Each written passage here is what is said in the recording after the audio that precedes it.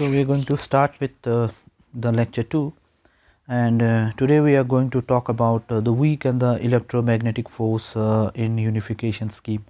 We are going to look into them from a separate point of view, separately the weak force and separately the electromagnetic force. So we are going to talk more about weak force because electromagnetic force is something which is already known to us with many examples. When we talk about the electroweak force, it's basically a combination of the electromagnetic and the weak forces. This is something which we all know. Out of the four fundamental forces, this is also we have seen in the last class, and we have discussed it a number of times. And this basically exists in nature. Okay, so if we talk specifically about weak force, there are a lot of questions. Why exactly we call them weak? What is their range? And what are the exchange particles and so on? Many of these questions are answered by the standard model which we have studied before. So a standard model is a very good idea on the types of forces that exist and types of the elementary particles that we have. So the weak force, the mechanism of interaction between subatomic particle that is responsible for radioactive decay. So if you take some examples like, let's say, the beta decay, it becomes possible because of weak interaction, or in other words, we are able to explain beta decay in terms of physics because now we know what is weak interaction is all about. So initially, when there was the concept of missing energy in the terms of neutrino and so on, okay, at that time the concept of weak energy or the weak interaction was not very enhanced. So people kept on studying on that, and then people came to know that there is a weak interaction where there is exchange of a different kind of particle which we call as bosons. So this radioactive process which happens in the nuclear fission reaction is also a result of weak interaction, and it in theory it can be explained both its behavior and the effect in quantum flavor dynamics. So if you remember the flavor dynamics concept, we are talking about the colors here, okay, and then we talk about even the up, down, charm, strange, top, bottom, quark. These are all termed as flavors, okay. So the effective range of the weak force is limited to subatomic distances. So this is limited to subatomic distances and less than the diameter of the proton. So it means that even within a nucleus whose diameter is approximately 10 to the power minus 15 meter, the weak force might not be effective. It is effective at a distance even lesser than that, okay. So it's very much subatomic. In weak interaction, the fermions can exchange three types of force carriers, namely W plus, W minus and Z bosons. So now we know that in the standard model the W bosons and the Z boson has been included because that also forms a part of the exchange particle. Now we also have Higgs boson involved in the standard model, okay. So we need to know about these bosons. So the first thing that we want to know is what is the mass. So the mass of this boson is 90 GeV per c square, and the mass of proton and neutron we have studied a number of times is approximately 940 MeV per c square, okay. Of course, mass of neutron is slightly higher than mass of proton, and this is just an approximate value, but when we say MeV, we say it's 10 to the power 6, right? And when we say GeV, we consider it to be 10 to the power 9. It is 10 to the power 9. So that means it is 3 orders higher, okay, the mass of boson.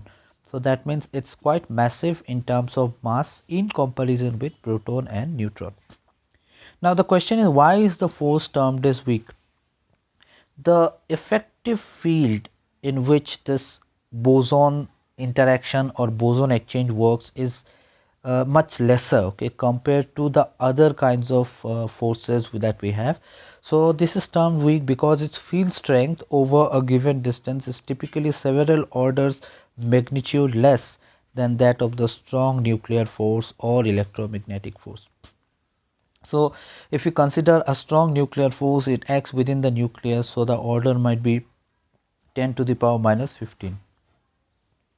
but then this is the weak force, which is the order is even lesser than that. Okay, so it will be 10 to the power minus 16 minus 17. I have got some figures in the following slides. Okay, so let's look into some of the important properties of weak force. Okay, we're just talking about weak force here. This is actually the only fundamental interaction that breaks parity symmetry and charge parity symmetry. Now, you know, in nature most of the times symmetry is maintained. Okay, of course there are arguments on baryon, anti-baryon symmetry and so on, but there are also certain kind of specific quantum numbers whose symmetry is broken. Okay, answer to which is still being searched. There are a lot of things still to be found out in high energy physics. But right now, when we talk about weak interaction, the parity symmetry and charge parity symmetry are broken. So this might be a multiple choice question or a short answer type question. Okay, 1 mark or 2 mark. Then there is one more point here to note, that it is the only interaction that can change the flavor of the quark. By this it means that one type of quark can change into another type of quark. So up quark might change to down quark, okay, and so on. So electron will change into a positron and so on. So these flavors basically changes. Okay, the quark flavor changes. Okay, so if a proton basically changes to neutron, or a neutron it changes into a proton, as we know, that is also a change of flavor of the quark, because proton and neutron are composed of quarks, and if one neutron is changing into a proton, basically the quark component changes. So this is responsible for this, the weak interaction. Okay, it is actually the only interaction. So these are the three important properties which are different from the other three kinds of interaction that we know. Beta decay is something which can be explained based on weak interaction. And then if we talk about the beginning of the sun's thermonuclear process, we know that this is all beginning from the fusion of hydrogen into helium, and this is also explained in terms of the the weak interaction. So if you remember your earlier classes, we have talked about the proton-proton cycle. So the sun, there are 3 cycles, okay, giving you a probability of the formation of the particular element or the nucleus. Okay, so you can go through that and you will see that there is a lot of weak interaction possible there. Now most fermions decay by a weak interaction over time. Okay, makes radioactive carbon dating possible. So even something which is related with radioactivity, even beta decay is related with radioactivity. This is becoming possible also because of the weak decay. Now we know radioactive dating, where actually the carbon 14 will actually decay into a nitrogen 14. Okay, and depending on how much time it takes to decay and so on, these studies will give you the idea about the age of a particular material, mineral, metal, element, whatever you are studying. Okay, so this might be a example of the carbon dating example. Okay, where 14 carbon changes to 14 nitrogen, okay, with emission of an electron. So the electron emits, and hence we have got 14 and 7, and then if an electron is emitted, there must be an emission of an antineutrino, which we have here. Okay, next, it also is responsible for radioluminescence. Now you might have seen some watches which glows in the dark, and there are watches which is based on this. Okay, these are called radioluminescence, which is radioactive luminescence. But the term luminescence, I hope all of you remember, means something is related where light is getting emitted. So when we say luminescence, light is getting basically emitted because of a radioactive process, and that is called the radioactive luminescence. Okay, so next, the weak interaction has got a very short effective range. So the range, as I told you in the previous slide, that the range is less than 10 to the power minus 15. So that is only the order of 10 to the power minus 17 to 10 to the power minus 16. But at distances around 10 to the power minus 18 meter, the strength that the weak interaction has is similar to the electromagnetic force. Please remember, I am comparing the strength, not the distance. Electromagnetic force has effect at an infinite distance similar to gravitational force. Okay, at least theoretically. But here we are talking about the strength of the interaction, and it is similar to electromagnetic interaction, but at a very less distance, which is 10 to the power minus 18 meter. Please, I'd like to tell you again, I'm not comparing the distance, I'm just comparing the magnitude of the strength. Okay, But then as we go further from 10 to the power minus 18 meter, this will start to decrease exponentially. As we see at around 10 to the power minus 16 meter, it will still exist, but as soon as it comes into this nucleus distance or the nuclear force distance 10 to the power minus 15, this ceases to exist. So there are two kinds of fermions that we already know, okay.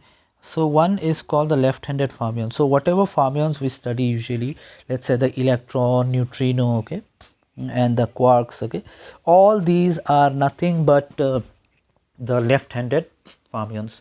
And if we talk about the right-handed fermions, these are all the antiparticles. So if we have an electron, we have a positron, okay, then we have the neutrino, then we have got the antineutrino. These are all left-handed fermions, right-handed fermions, sorry. So these weak interaction and the fermions are usually connected with another quantum number, which is basically called the weak isospin. Now these weak isospin are associated only during weak interaction, okay, only with particles which are listed here, the left-handed and the right-handed fermions. They are usually represented by the symbol T3. This should be T to the base 3, okay, not T3, this to be T to the power base 3. And then the values are this. So if you consider an electron neutrino, the value is plus half. If you consider just an electron, this is minus half. If you consider a muon neutrino, this is plus half. If you just consider a muon, this is minus half. If you consider the up quark, this is plus half, and the down quark, it is minus half. And then charm is plus half, strange is minus half, top is plus half, bottom is minus half, tau neutrino is plus half, tau is nothing but minus half. So please remember it in this sequence. I think it's easy to remember. But these weak isospin numbers are associated only with these elementary particles because they take part in weak interaction. In any kind of other particles, elementary particles, this isospin usually stands to be 0. Weak isospin, not the isospin. Please remember, if you remember, we talked about isospin in terms of I and I3, okay. So we are not talking about that here. We are talking about weak isospin, which is represented by T3. And this is again, of course, a quantum number, and this governs how the particle behaves in weak interaction. So in a way we can say that this is a quantum number which must be conserved, okay. So it basically plays the same role in the weak interaction as does electric charge in electromagnetism.